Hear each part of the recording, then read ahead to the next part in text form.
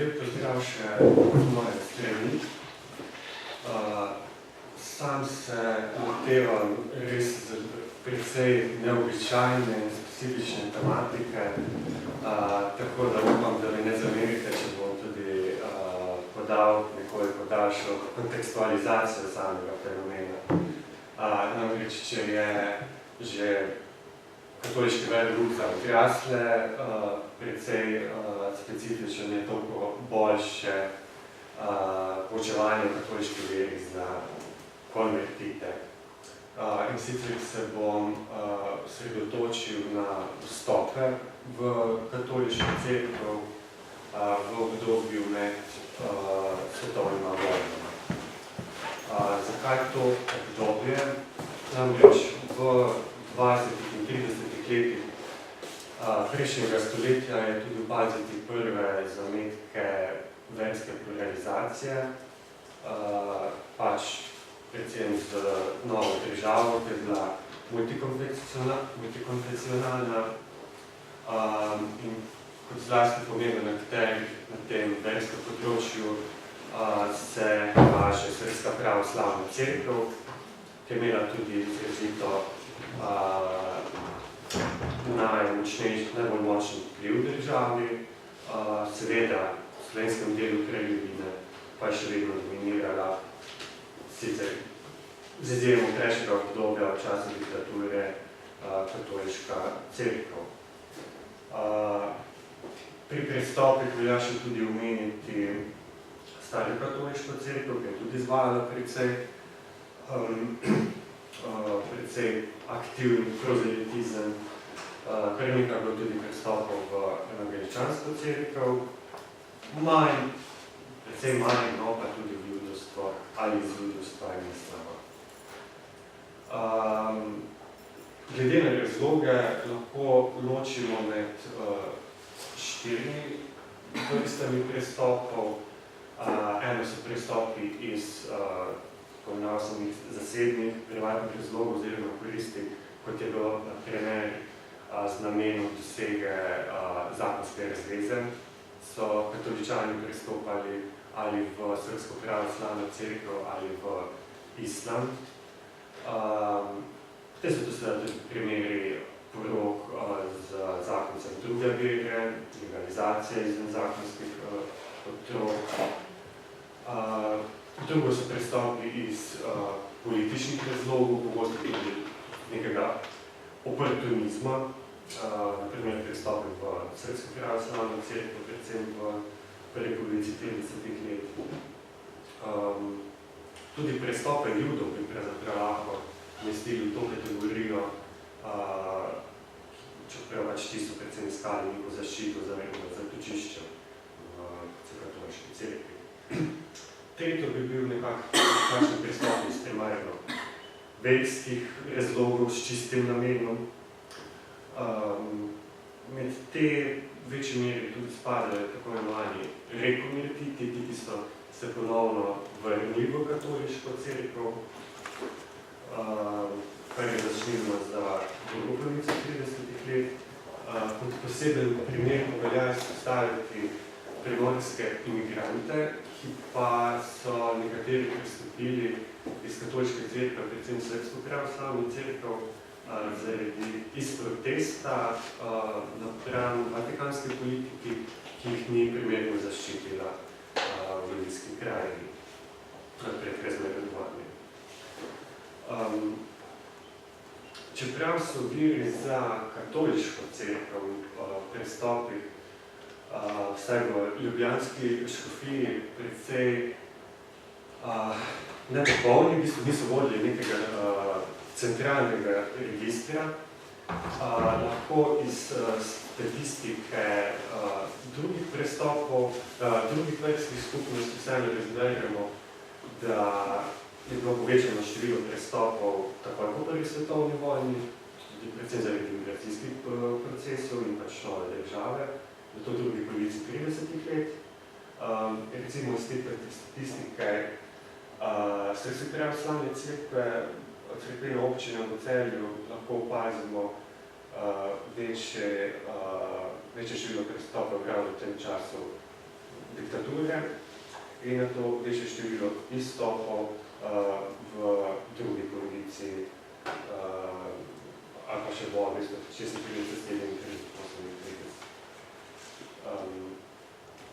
Zanimiva je tudi statistika izstopov iz katoliške cerkve in izstopov v nemško evangeličansko cerkev.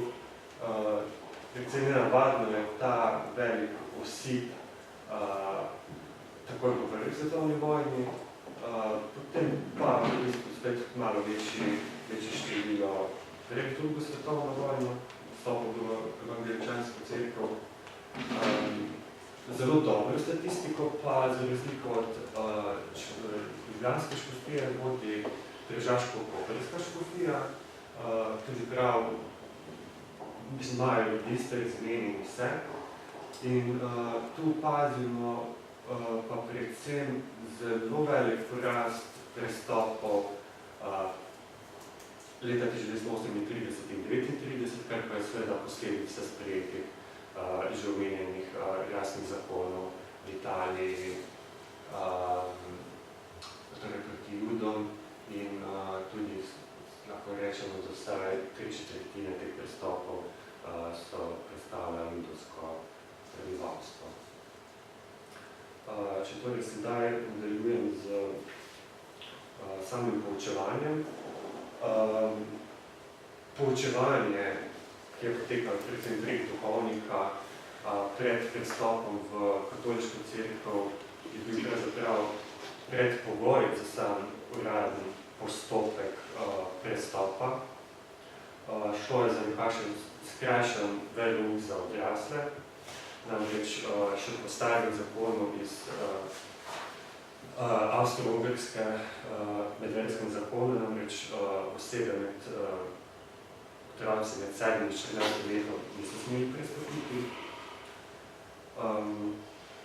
Duhovniki so se v tem primeru znašli ne v vlogi ocenjevalca znanja, poučevalca, ampak so morali oceniti tudi, ali konvertit prestopa s čistim namenom, kot so rekli, in podati tudi oceno njegovega njenega moralnega značaja. Da je oseba, kot rečeno, lahko vstopila katoliške cerkve, najprej mora pokazati, da dovolj dobro pozna nauke katoliške vere, zato pa je duhovnik pisal škofijskemu ordinariatu za pooblastilo bodisi za krst konvertita, če je šlo za nekristjane, ali za pogojni krst, ali pa za odvezo od izobčenja, to pa je bilo v primeru nekatoliških kristjanov, torej protestantov, pravoslavcev, starih katolikov in tudi teh, ki so nekoč že bili pripadniki katoliške cerkve, pa so se na to konvertirali in drugo vere, pa so zdaj se spet želeli breniti. To versko poučevanje je bilo toliko bolj zahtevnejše in pravzaprav nejasno v smislu, koliko časa ne bi potekalo, ker tudi ta populacija konvertitov je bila zelo heterogena. Torej, prihajali so iz različnih veroizpovedi, bili so različni nacionalnosti tudi, izobrazbe, starosti. In tudi v navodilih zasledimo pravzaprav ni nekih natančnejših navodil, kaj bi duhovnik točno jih naj poučil, oziroma ne obstaja nek vprašalnik. Recimo v nemškem prostoru so izdali katekizem za konvertite, ker so navedena vprašanja za odgovore, ki bi konvertit naj poznal. Na slovenskem tega ni. Še najbolj jasen opis, kaj bi naj ta konvertit poznal, je v prevodu rimskega obrednika, tako imenovani zbirki svetih obredov, ki je bila izdana za levantinsko in ljubljansko škofijo leta 1933, kjer pa piše, da pač bi naj konvertit poznal vsa določila tridentinskega in vatikanskega koncila, kar je pa spet pač nekoliko nerealno. Vsekakor pa je predvsem tudi pri poučevanju poudarek na samih razlikah med katoliško vero in potem protestantstvom in pravoslavjem, pač drugimi krščanskimi veroizpovedmi. To poučevanje prek duhovnika lahko rečemo, da je pač potekalo formalno. Tudi ni se končalo samim temu veroukom.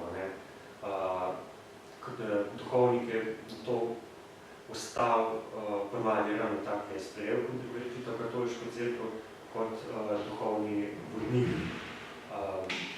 Načelno to sicer vsak duhovnik, ampak v tem primeru konvertito je bilo to še bolj občutljivo vprašanje, kljub temu, da so se zavezali, da bojo ostali v katoliški cerkvi do smrti.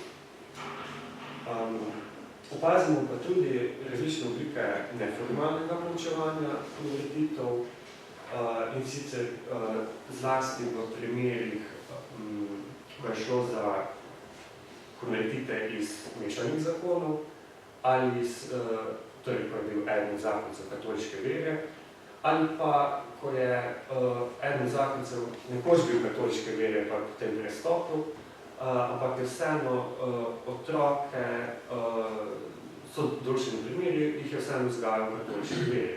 Tako da ti otroci, ko so pač odrasli, so nekateri pač zaželeli, konec koncev so živeli na Slovenskem v večinsko katoliškem okolju, prestopiti v katolicizem.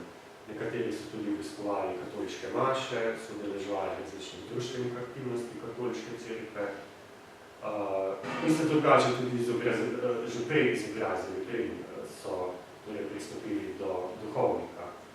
Recimo za enega muslimana, za našem primer, pa je ta pouk trajal 4 mesece, kaj nekako celo je dokaj dolga doba. Seveda pri teh rekonvertitih pa tega pouka ni bilo. Je pa bila zato toliko bolj stroga ta izvenspovedna pokora. Medtem pa recimo pri muslimanih, pač te, ki niso bili prej krščeni, pa je sam krst že v bistvu, že zaradi krsta v bistvu niti ni bila potrebna obveza. Potem je pa sicer še primer pogojnega krsta, namreč duhovnik je preden je konvertita sprejel katoliško cerkev, moral preiskati, torej pri protestantih pravoslavcih, če je bil krst res izveden in ali je bil pravilno izveden, torej če je krst veljaven in že če tudi je sumim, da ni veljaven, je tega konvertita le pogojno krstil. Ta pogojni krst pa zasledimo tudi kar pri nekaj judih. Namreč, nekatere pa so v bistvu tudi sprejeli neformalno tik pred drugo svetovno vojno, oziroma nekateri tudi še med drugo svetovno vojno. Torej, ni to le nek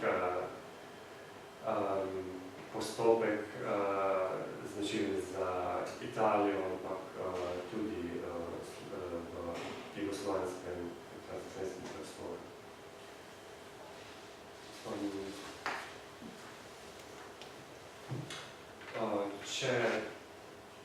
Če sklenem, to poučevanje praktično je precej presegalo zgolj podajanje nekega vedenja v katoliški cerkvi, danes govorimo o neki verski vzgoji,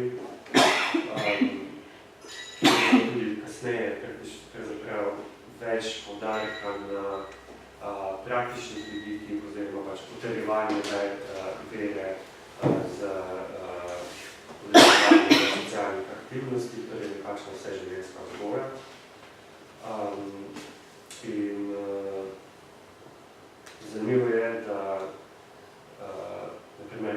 sodništvo je postala človekova pravica leta 1948 in morda imamo sedaj danes predstav, da je to nekaj, kar je že pasé stvar preteklosti, ampak daleč od tega, naprimer v Nemčiji prihaja do precej številnih prestopov, tako tisti pejši, tudi tako v islam, kot tudi ti muslimanski begunci prestopajo krščanstvo. Hvala za pozornost.